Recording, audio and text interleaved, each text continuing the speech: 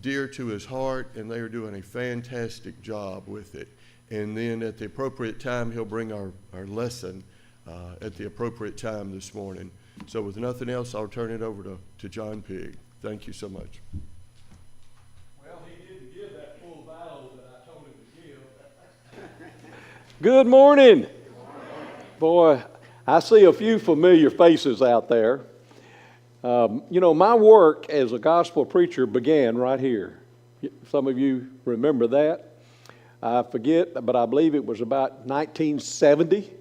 I came here to the Batesville church and lived with you for about 2 months, and then y'all sent me as a domestic missionary down to Lexington, Mississippi, where I stayed for a year, and then your preacher moved away, and y'all brought me up here, pulled me out of the mission field, and I was your preacher here for a while. I send you greetings from the Lake Harbor Drive Church of Christ in Ridgeland, Mississippi, where I have been a member and also a preacher for 23 years. And now I am a short-term, I guess you might call it, missionary for the church in Mexico. I don't speak Mexican, but I understand a lot of it. But the director that we have down there in Mexico, he doesn't speak much English either, so we get along real good together, Brother Fernando Arrero. Let's begin with a word of prayer. Heavenly Father, thank you so very much for the blessing to be together here with the Batesville church family. We thank you for Michael and for Mark and for Bubba and Jimmy and all the leaders of the congregation here and every family. We're grateful, Father, for the missionary heart of this congregation and the opportunity this morning to get to let them know a little bit more, maybe even in an updated fashion, of what they are involved in with this great work that we're calling Mission GTO Mexico. Thank you for our loving relationship that we've had through the years and their constant prayers and support financially of the work that we're partners in.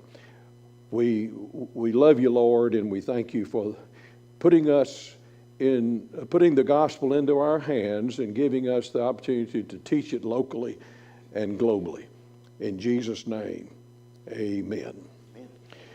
Well, I just turned 77 years old, and in one way I feel like I'm too old to be doing this kind of stuff. I ought to be fishing and hunting and laying back, but I'm an old Marine, once a Marine. What's that rest of that? Always remain. Well, once a gospel preacher, I guess you're just always a gospel preacher as long as you got a voice. And I just thank the Lord for my health and for the opportunity that I have. In fact, Mark, I'm kind of a born-again preacher because the work that I'm involved in with you in Mexico is sincerely, I believe, some of the greatest work that I've ever had a part in my entire life. I feel like I'm living in the book of Acts because we're establishing churches and we're training leaders and we're baptizing people sometimes daily, and it's just so rewarding that I can't tell you how much I appreciate the opportunity to be involved in this work. I'm thankful for Bubba and for Jimmy and their support as elders for our work. You have been giving us $500 a month, I believe, or is it $1,000? I can't remember, Bubba. 500, I think. Preachers and missionaries, we always got our hands out. We have to subtly mention those little things like that, But without even asking the church here, the elders increased their contribution over the previous year. And I want you to know that really has come in,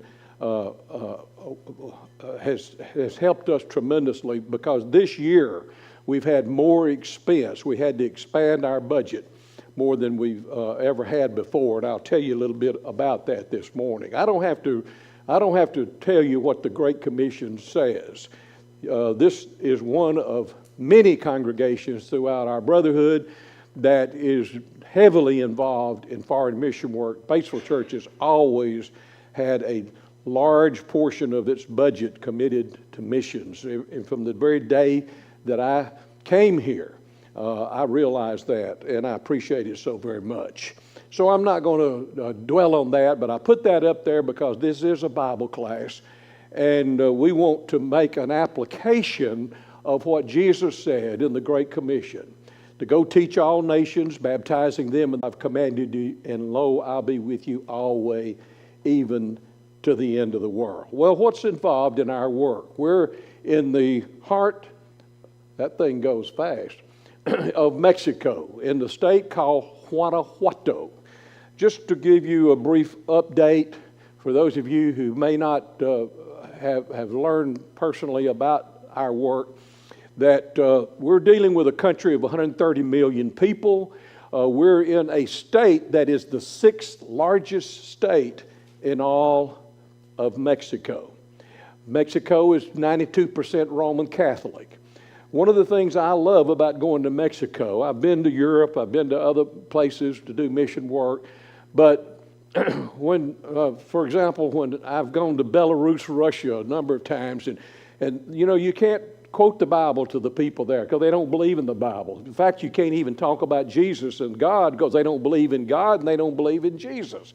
So you have to start at the ground level and, you know, build up before you can ever get to the Word of God. But in Mexico, you don't have to do that. Everybody believes in the Bible, believes in God, believes in Jesus. And so we already have a wonderful foundation upon which to build. Of course, we have to do some tearing down before we can do some building up. But we do have that type of demographics religiously to deal with. And in many ways, there is some harmony, I guess it might be a word to think, because Catholic just means what? Universal. Well, is the church universal? Yes. And so we have that. They do communion every week. And so that's a good thing. Now, even though it's a very corrupt form of baptism, they believe that baptism is for the remission of sins.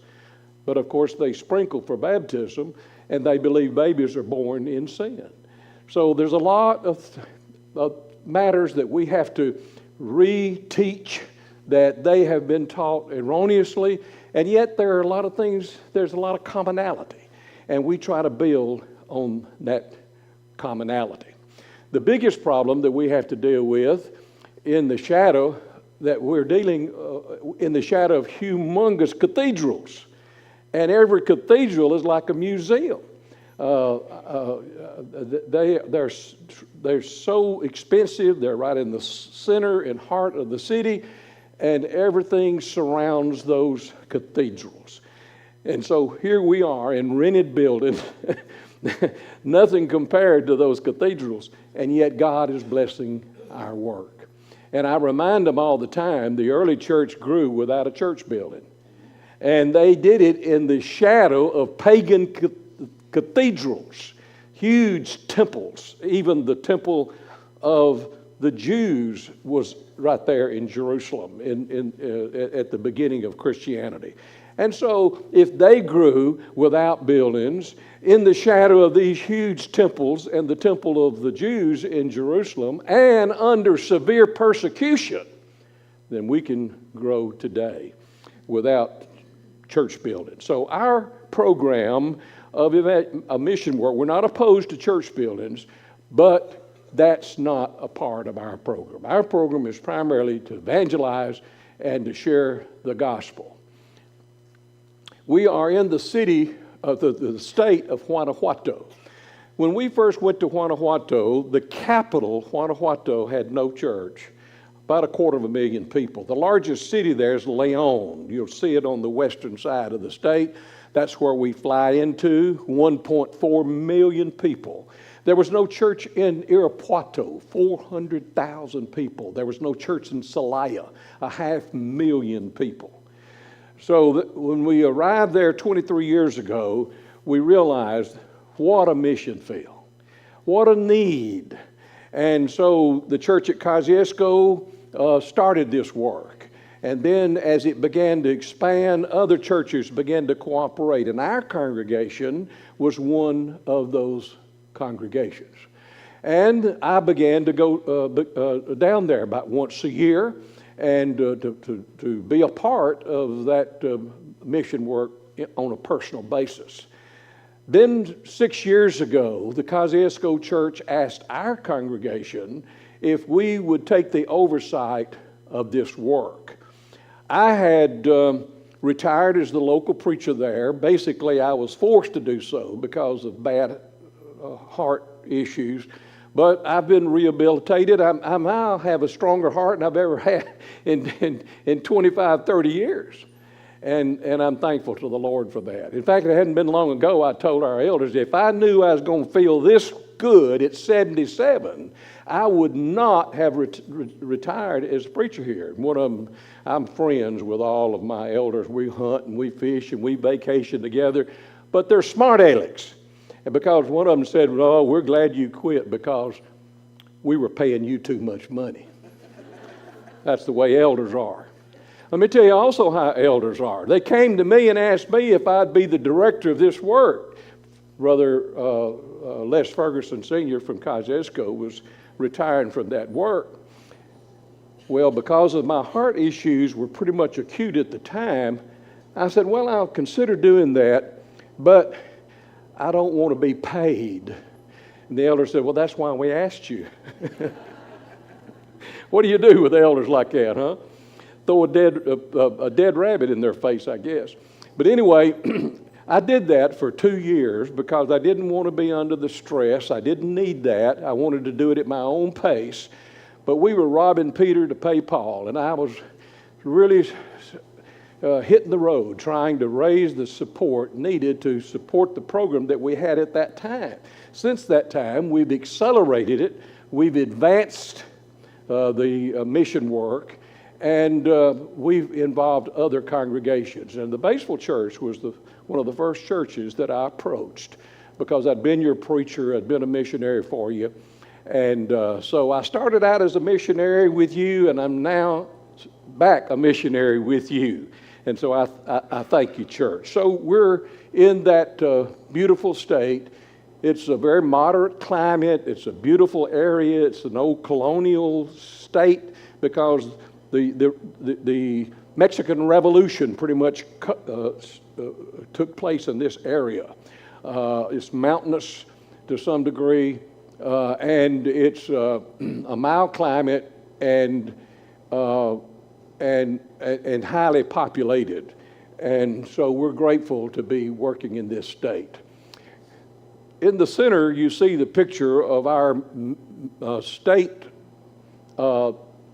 Mexican director. He was the first missionary that was brought there by the Kosciuszko Church. What a tremendous blessing he has been. He sets the standard for any gospel preacher in Mexico, I promise you. In fact, he sets the standard for a lot of U.S. preachers. I don't know of another gospel preacher in the brotherhood throughout the world that is more passionate about evangelism, that has greater talent and personality and knowledge of the Bible and common sense and energy than Brother Fernando Arroyo. I had planned to bring him here by January when he came to visit us, but we weren't able to coordinate that here at that particular time on that date that they were here for 2 weeks. But I'm hopeful when we bring him back, we do that every 2 years, that this will be a priority, Jimmy, is to bring Fernando here. And I promise you, if you meet Fernando, you will double your contribution. I mean, he's tremendous. In fact, the churches that I took him back in January, 5 of those congregations called me right after that, said, we're raising our contribution. That's just how the impression, but it's not just an impression, it is a reality. He's a tremendous gospel preacher. He is over our Biblical Institute that we have there, which is pretty much online now. When the pandemic hit, we basically had to go online. And it's been a blessing to go online because now leaders, men and women, even young people in all of our congregations are now studying online with Fernando 2 different nights a week. We have probably somewhere between 60 and 70 online students that he teaches every week. So we're so grateful for him. That logo, GTO, is the logo for Guanajuato that you see all over the state. But I say it means go tell others. And that's what you're involved in with us in Mexico.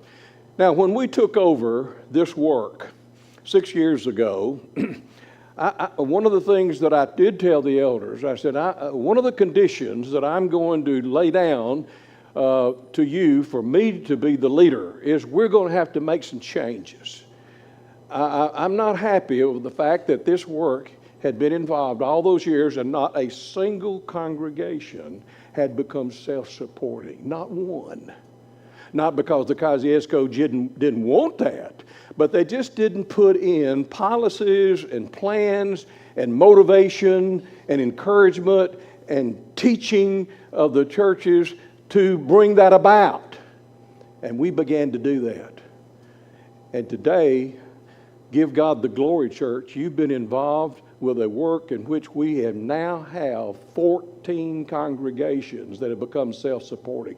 And that's in just 6 years. We had a congregation become self-supporting in the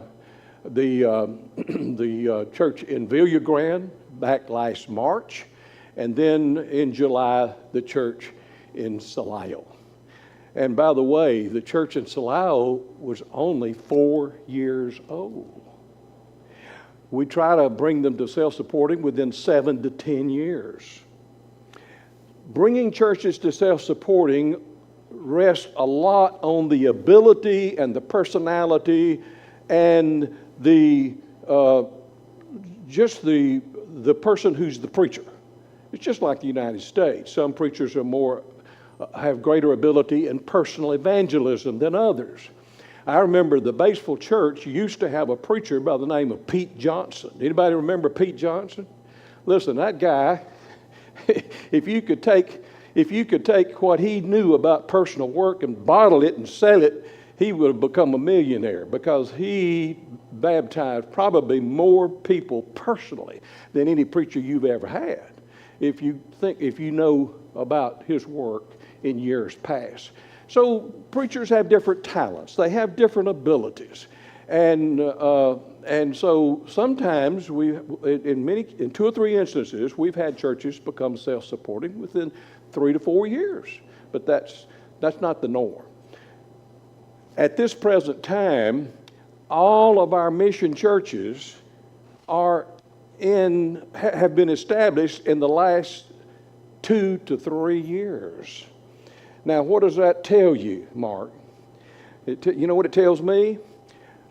We got to be a lot more patient at Lake Harbor Drive than we've been over the last 6 years because we're dealing with real infant churches. And so we're going to have to give them some time before we will begin to see some additional churches in the near term, in the near future. That will become self-supporting. So I appeal to you to be patient in my visits over the next 2 to 3 years because I'm not going to be able to report this to you like I have today. Any questions about that? All right, let's move on. These are the missionary and the churches that you are now supporting. We have 10 missionaries. This year, the church began in Acambaro. You're looking at 108,000 people there. And then the church in Victoria. Our goal is to establish the church in every city throughout Guanajuato State of at least 25,000 people. The reason we went to this church, we still have 2 or 3 cities that are over 50,000. But the reason we went to this city back in March is because it's up in the northwest portion of the state where we don't have a congregation for quite a large area. And we wanted to be able to have a congregation in that part of the state. And then we started to work just about I think back in May or June in Paso de Grande. We started 5 new missions last year, and we have started 7 new missions this year. Now, we're only supporting 10 missionaries, so how were we able to do that?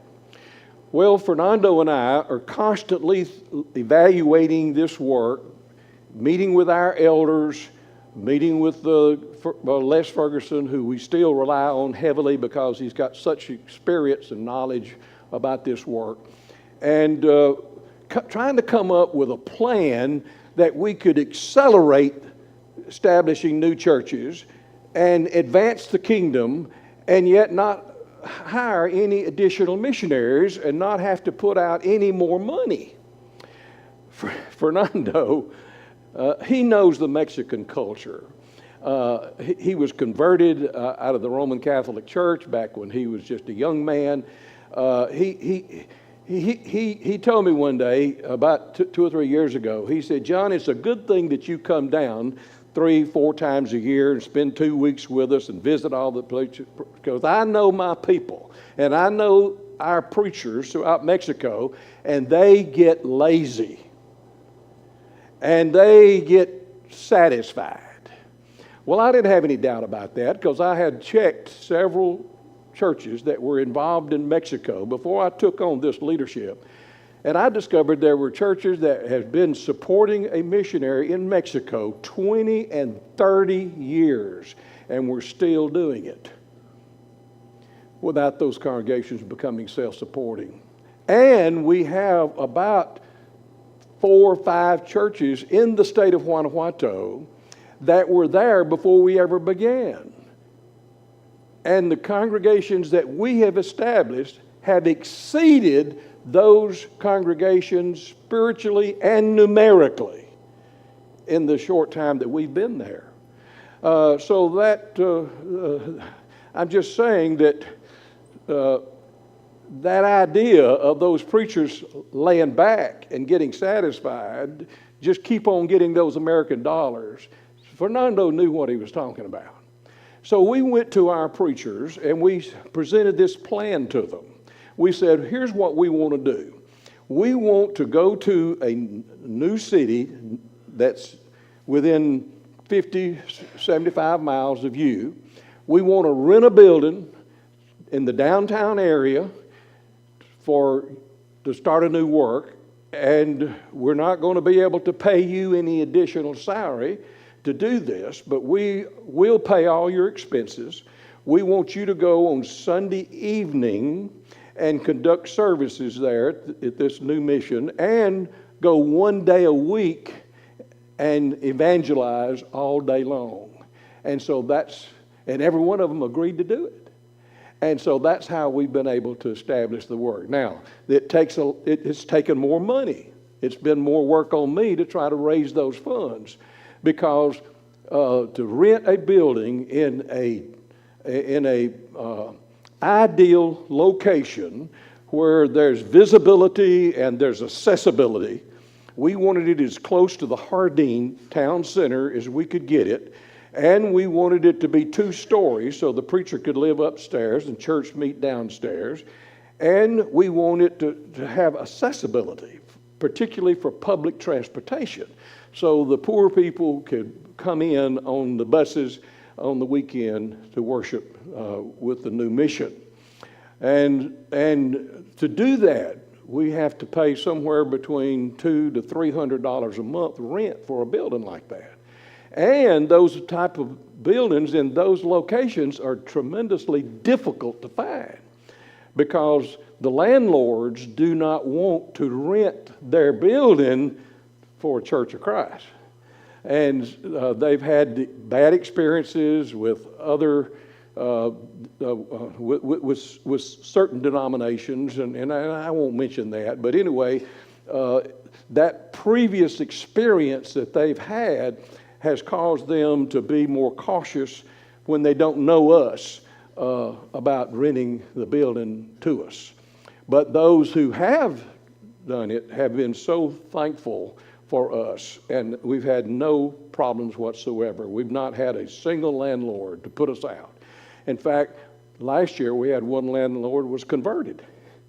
He was renting the building to our preacher in Pelmo, and Hector taught him the gospel and baptized him, and he told the church, he said, from now on you don't have to pay any rent at all. So, good things have happened along that line. Anybody have any questions about that new plan that we've put into effect? It's working, and we're grateful. And incidentally, I told you there was 14 congregations that are now self-supporting. We've had to go back in 2 or 3 instances and help them out. We try to train at least 2 to 3 men and women within those churches to take over the leadership of those churches for them to become self-supporting. And then either the preacher that we've been supporting can stay there and become bivocational, or we can send him to another city and start a brand new work from scratch with him. And sometimes the preachers have just chosen to stay there, and then other instances they've trained men and have moved on to another work. Sergio, who just recently helped us start the new work in Ocampo, that's what he did. He was there 7 years in Villagran and decided that he would prefer to go help us start a new work. He had some men trained, and everything's doing great there. But in a couple of other instances, the leaders moved away and left the church in a situation where they needed some help. And so what we've done to help that is, in some of the instances where our preachers, our missionaries are not doing already double duty, we have them to go over on Sunday afternoon and preach for them and help them out. And in one particular city, Irapuato, 400,000 people, they've been left leaderless, and we don't have a missionary nearby to be able. So be praying for us about that. It looks like we're going to have to get back in there, because we just cannot let the church die in a city of 400,000 people. So we're looking for another missionary right now to bring on our team, because we don't have one in the making through our Biblical Institute right now.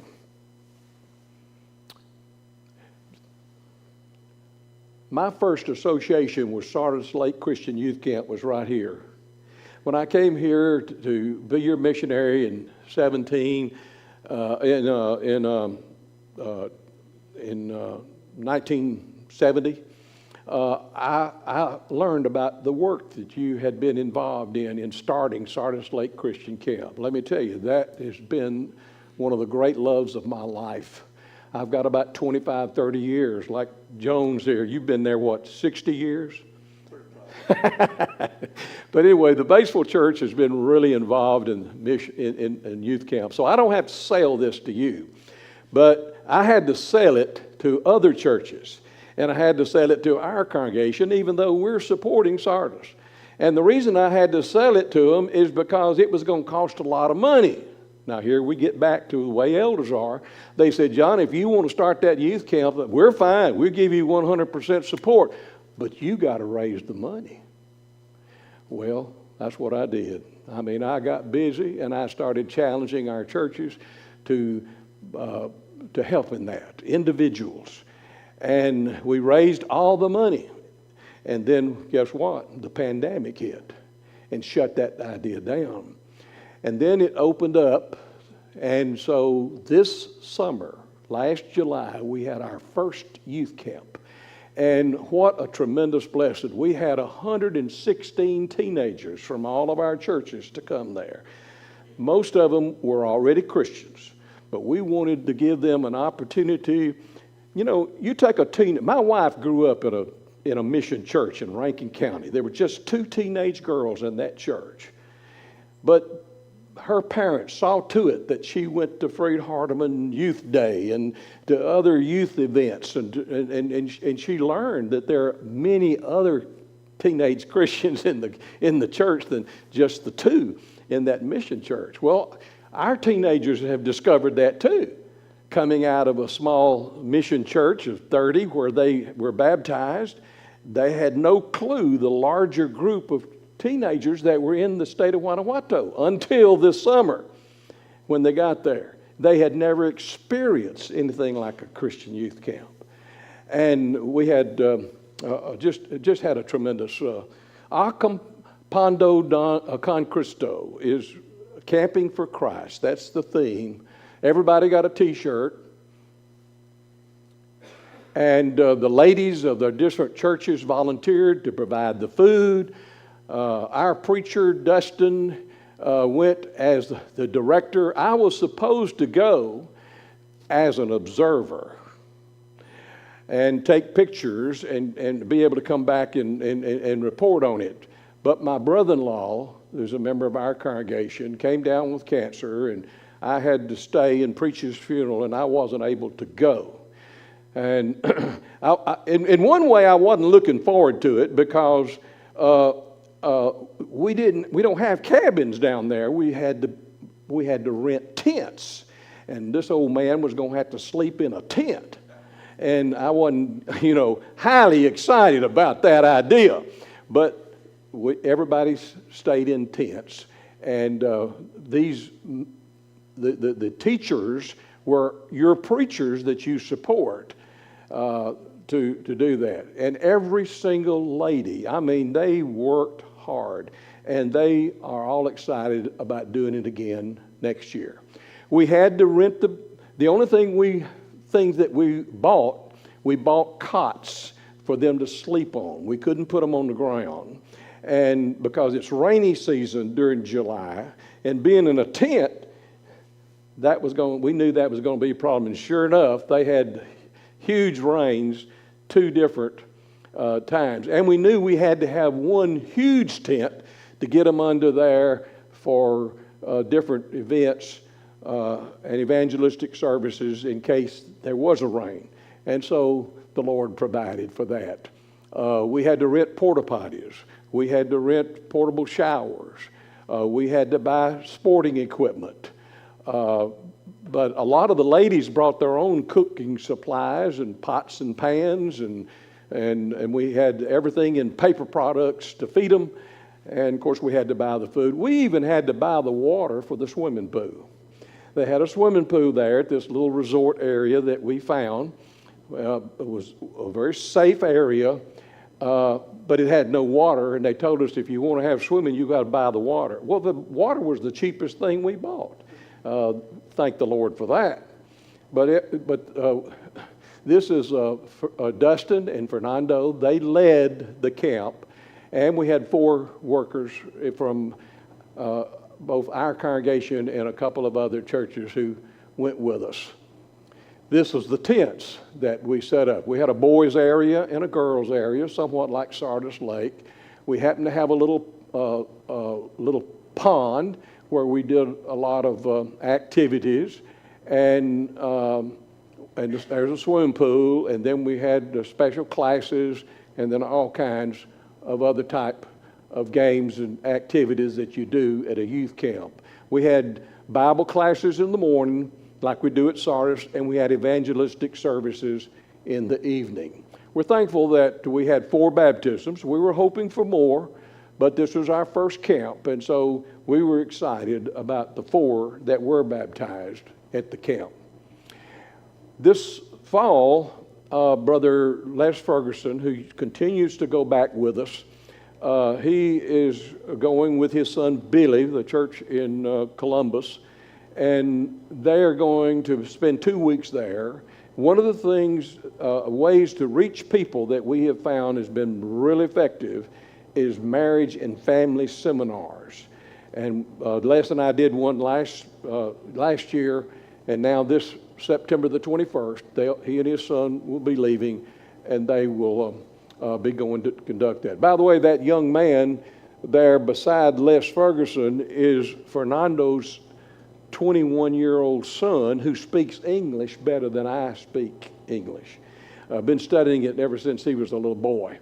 He's also an outstanding preacher. He preaches twice for the San Miguel Church every month. And even though he wants to be a graphic designer, he intends to be a missionary. And he's a young single man, but he's one of our major interpreters. These are the preachers and their wives and leaders and their wives. There's about 80 of them there in our March preachers and wives meeting, along with leaders from the self-supporting churches. We do that at least twice a year. Usually we do it in the spring and we do it in the fall. Now, used to, we would do it on a Saturday at the San Miguel Church building. That's one of just 3 churches that have a church building. But it wasn't big enough, and they brought their children, and so we only had them on Saturday, and we weren't able to do the training and the motivation that we needed to do. And so about 2 years ago, I asked our elders, I said, after the pandemic, when we get back down there, I want us to bring them in on a Friday and Saturday, and let's put them in a hotel, and we'll feed them, and we'll tell them, don't bring your children. And so we give them 500 pesos to come to help with the expenses and to get babysitters for their children. So now I have them all together without their children for 2 days, and doing that in foreign mission work twice a year, bringing all the missionaries, all their wives, all the church leaders, has been a tremendous blessing. And that's how we've been able to develop the spiritual leadership among our churches and to bring them to self-supporting. In fact, I got a call from Franklin, Tennessee just this past week of a leader in the church, had heard about our work and what we were doing in bringing churches to self-supporting. He kept me on the phone for 2 hours, picking my brain and learning everything about what we're doing and how we're doing it, because they want to incorporate some of those ideas up there.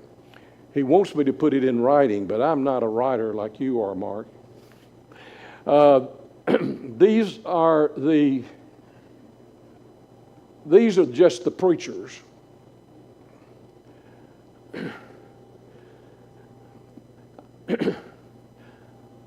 I'm extremely close to these guys.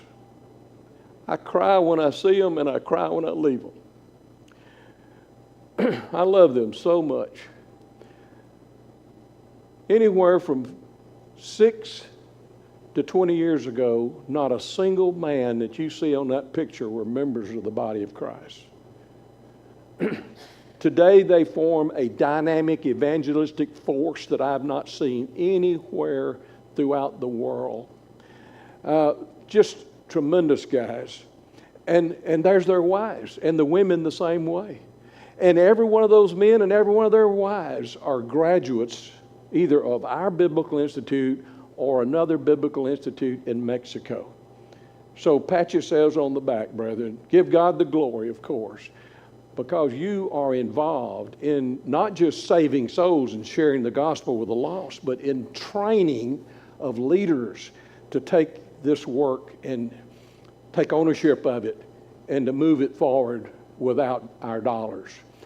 We get them together, we train them, we motivate them. When you start a new church from scratch, you don't need to be developing sermons, Mark, because you don't have anybody to preach to. You have to hit the bushes. You have to get in the streets and the lanes of the city And that's something that I have especially, I'm not saying I'm an expert, but that's something that I have developed my skills in over the years. So when I go down, I don't do a lot of one-on-one studies with non-Christians. I do my one-on-one studies with our preachers. And so every time I go down, I try to give them a class or two just on personal evangelism. And they love it. And they put these things into practice. And that's how, one of the reasons that we've seen such spiritual growth. Of course, we get together, we talk about our victories, we talk about our problems. People, Christians in Mexico are people. And when you got people, you got what? Problems. And so you have to deal with those problems. But thankfully, Fernando, which we brought on as a co-director with me 6 years ago, he's our troubleshooter. He travels around among the churches, meets with our preachers every 3 months, and he implements our policies and motivates them to stay true to the book and to continue with fervor in their spreading of the gospel. For 23 years, Fernando's been using his own personal vehicle. And this past spring, he wrecked it, totaled it. Every time we go down there in the past, we've had to rent a vehicle, at least during my leadership. Prior to that, we used the preachers' vehicles. Now, Mark, you probably driving a Cadillac, but most of the preachers in Mexico, you'd be scared to go from here to Oxford in their vehicles. And so we were using their vehicles and breaking down and not being able to make our appointments. And so I said to the elder, I got to raise some more money. We need to just rent a good vehicle. And at my age, I like air conditioning and comfort. And so, but it cost about $2,000 to rent a vehicle for 2 weeks. So we were spending $4,000 to $6,000 every year just to rent vehicles. So I said, I think it's time to buy a work vehicle for this work. And so we did that. I went to, I called on some of the brothers. I've got 2 or 3 brothers now that are involved in this work. They tell me, they say, John, if you have a special need, you call me. And so when we had this special need, I called this brother and I said, you told me to call you if I had a special need. I got a special need. He said, well, what is it? I said, $25,000. He said, oh, well, I'll send you half of that. Well, anyway, we bought a 2017 Buick Escalade 5-passenger vehicle. And now that's the work vehicle for Fernando to travel around and to help us in carrying out this work. Are y'all involved in buckets of blessings for the Ukraine? A lot of churches are. And I got this idea about how can we make more contacts. And the idea came from the buckets of blessings, 5-gallon buckets in Ukraine given to the refugees. And I said, why don't we buy 2-gallon buckets and let's fill them up with beans and rice and cooking oil and salsa, which are basic food items. And by the way, on a lot of my trips over the last 6 years, I've had some brothers and sisters to tell me, now, John, we want to give you this $1,000, but we want it to go for beans and rice to the poor people. Well, that's okay. That's what we honor that request. But this was one of the ways that we thought we could reach people is through a benevolent effort. And so we bought 300 buckets in the Val de Santiago, and we started in an ever-growing perimeter around the church building, going out to where the poor people are. I can't tell you how many doors that's opened up, because the Roman Catholic Church in that community, they're not doing anything like that. And so it's providing us an opportunity to reach people and build up an appreciation for us and an understanding of who we are, and to that we are compassionate people and we care about them physically as well as spiritually. Of course, we loaded that up with tracts and information about the church. Well, real quickly, how much have I got? Got 3 minutes maybe? Let me run through all the preachers that you are now supporting. This is Fernando and Tony. Let me just tell you about Fernando. Fernando was a very worldly man down in Puebla, South Mexico. And he wasn't even a good Catholic. And his grandmother was converted. And she was trying to get Fernando and his brother to come with her to the Church of Christ, Iglesia de Cristo in Puebla. He was not interested. But he was interested in girls. Like every young man, that's what brought me to the church. I went to the Church of Christ in Rankin County, Mississippi to play footsie with Beth on the back pew. And I ended up getting converted. Well, his grandmother said, there is a beautiful red-headed girl at the Church of Christ. You need to meet her. He was there next Sunday, and he met Tony, and they had 2 or 3 dates. And he got serious about her, and she began to get a little serious about him. But she opened up to him one day and said, well, now, Fernando, I'm going to tell you something. I'm going to marry a Christian. Well, he thought he was a Christian, and it kind of hurt his feelings for a while. And on top of that, she said, I'm going to be married to a missionary. This was his testimony. He said, I looked at Tony and I told her, you are out of your mind. So if you're thinking that's what I'm going to do. Well, long story, he was converted. He was like a sponge trying to learn the Word of God. The church sent him to Toluca, to School of Preaching, and when Marlon Ivy from Kosciuszko was looking for a preacher to bring to Guanajuato, he was a recent graduate. He came with his major professor because he was such a great student and a tremendous graduate. They wanted to keep him at that School of Preaching. And they were trying to convince him to stay and be a professor. And his best preacher buddy went with him. So there was the professor, there was Fernando, and this preacher friend. They drove into town, met with Marlon, considered the work, and then they went out of town, and they had a major automobile accident. Could have killed all 3 of them, totaled the car. And Fernando's friend told him, said, Fernando, this is a sign from God. He said, what do you mean? He said, this is a sign from God. Do not go to San Miguel. Now, this is his testimony. He said, this is not a sign from God. This is just an accident. And he did go to San Miguel. And that's, and then it's just been a tremendous work. We're so blessed to have him. This is your preacher in the capital, Ishmael and Patty. They've been with us probably he was converted in Common Fort, went through our School of Preaching. He was baptized by one of our missionaries, he and his wife both, doing a great work. And he's helping us start a new work in Francisco del Rincon. This is Sergio. I told you he left Villa Grande back in March, went to Ocampo.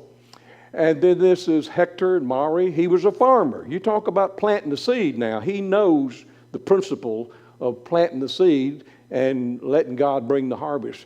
And he's been there 3 years now. He's the preacher that converted the landlord. And he got a congregation of about 45 to 50 people right now. And just doing, I expect they're going to be able to have elders before long.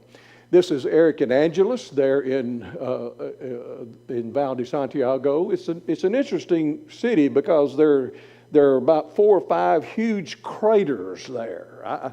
One of these days I go down, I'm going to take a couple of days off and go see those craters. But generally speaking, it's from daylight to dark for 14 days, and I don't have time to go see the sights. But it's really an interesting place where he is. This is Raul and Janet, one of our youngest couples. They were converted in Joventino Rosa, went through our school of preaching, and we sent them to Jericho last year, doing a great work. He's also helping us with in a new city nearby. This is Alejandro and Alejandra. They're from Puebla, where Fernando is from. We brought them 2 years ago, and they have done such a great work there.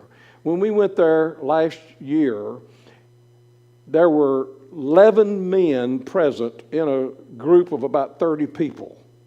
That's unusual. We usually convert 10 women to one man. He already had 11 men there. I told him, I said, I want to take you around to all of our churches and you tell our other preachers how you reached these men. Not long after that, he had already baptized 5 of them. This was Leonardo and Danella. They are in Acambaro, and he's also helping us start a new work in Taramaro. This is the new work that we started not long ago, David and Rebecca. They're now in Victoria and also helping us start a new work in Chichu. Has anybody ever been to Colorado? If you've been to Colorado, you've been to Chichu. I didn't know there's terrain like that in all of Guanajuato till last year. We went and we got into this mountainous area. And incidentally, I'll just tell you this little bit of trivia. The population of that city is primarily female because their husbands are here. Majority of the women in Chichu's husbands are in the U.S., either legally or illegally, and they're sending money back to their families in Chichu. But anyway, we're looking forward to how that work goes. And this is our youngest leader, Brian. We actually have him helping us with the church in Celaya that needed leadership, and then he goes over and spends most of the week in that new city. And the reason we set him up that way is because he's not married. We didn't want to put him in throw him to the lions in a brand new work by himself. So now he gets encouragement from the church in Celaya and then works with this new mission down in Paso Grande. So, brother, this is your work that you're involved in. I hope you realize what a great work. I don't know what all mission work y'all are doing here. We don't have all our eggs in one basket either. We're supporting other missionary works as well. But our primary work at Lake Harbor is this work. We'll probably be putting about $130,000 a year into this work. So we wouldn't ask you to cooperate with us if we wasn't doing our part. So thank you, church. It's a blessing to be back with you. I hope this has been helpful to you. If you got any further questions, see me afterwards, and I'll try to answer those questions for you. God bless.